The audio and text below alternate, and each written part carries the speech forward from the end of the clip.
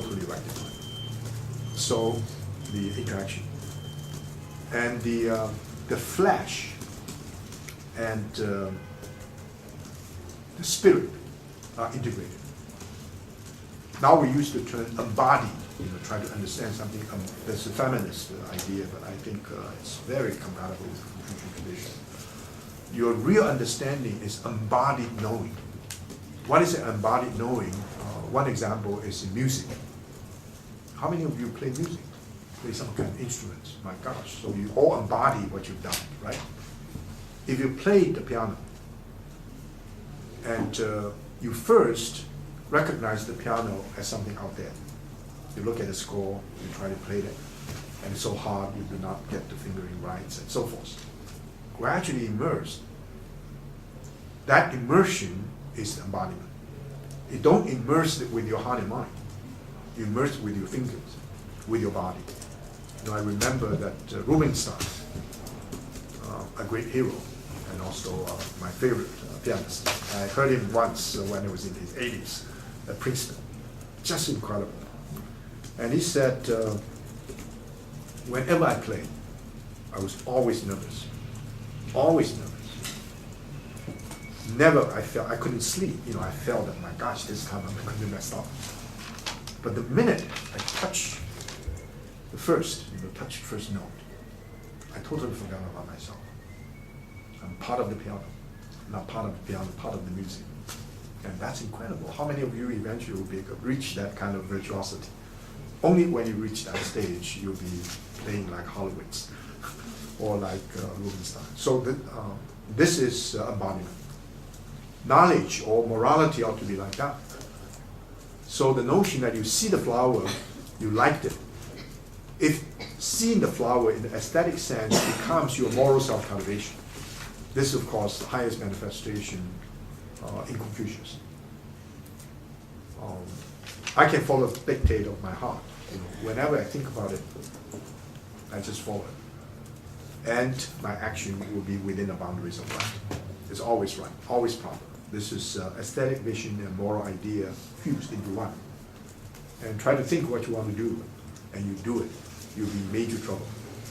And a teacher of mine at the age of 80, he said, my gosh, the kind of achievement Confucius attained. If I try to follow what I'm thinking, the world will be suffering. Sometimes I had this sense I would really kill that guy. Or I'm so angry, I want to punish my son and never allow him to go do this or that. It's very common.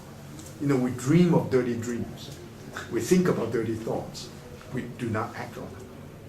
And you have a person who is able to do anything that follows his idea. Anything that he wants to do, he will do it, and everything's right. I'm sure that I would never achieve that. But anyway, some of you have to struggle to do it. And even the spiritual world and the material world are fused. And of course, now the big question about subject and object. You all in the modern context, study physics, or sociology. Do you feel cold? Let's lower that. We don't want people to suffer from influenza. We're later. I think if this door is open, it's all right. It's all right. Thank you. So this notion about fusion, in the sense you embody what you learn, you embody what you've been involved in doing, also helps us to understand the problematical nature of the clear separation between object and subject. A great scientist, and actually once I had a very fortunate experience. I accompanied 5 great physicists. One is the leading scholar of relativity, and one is quantum mechanics, Anton Zeilinger from Vienna. One is astronomers from Princeton Advanced Institute, and 5 of us. I was the only non-scientist, but a cultural observer. We went to Dharamsala, that's Dalai Lama's home. So we spent 5 days, and each day from 9 to 5, and to discuss with him about these features. You know, in his study, with only about the 5 of us, came with 2, he stand with 2 interpreters and 3 or 4 auditors. Originally, I just assumed that these scientists would go there to teach the Dalai Lama, who's not a scientist, about the most advanced developments in all these other. Only 5 minutes to the class? Oh, I haven't started yet. Okay. Anyway, when I finished this note, I thought they would be there to lecture and to let him know they had all these notes prepared.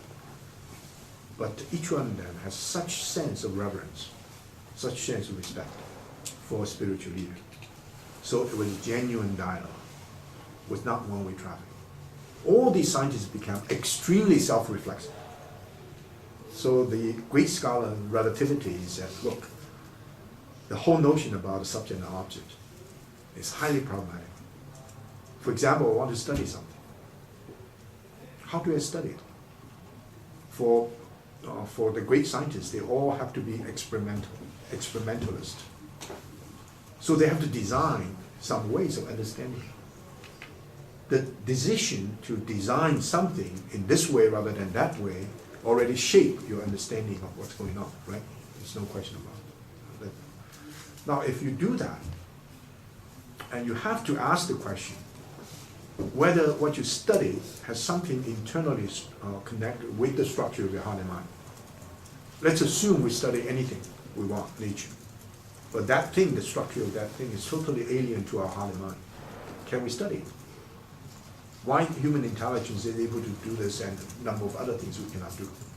So the other thing that to me is more significant for us is that the more we know we do not know, the more we know that what we ought to know would never be able to, or we'll never be able to know. So that's why I think we talk about the brain study. You know, the assumption, it's arrogant assumption that eventually we'll be able to know everything. You know, we know all our brain and we know how to, you know, you can, there's a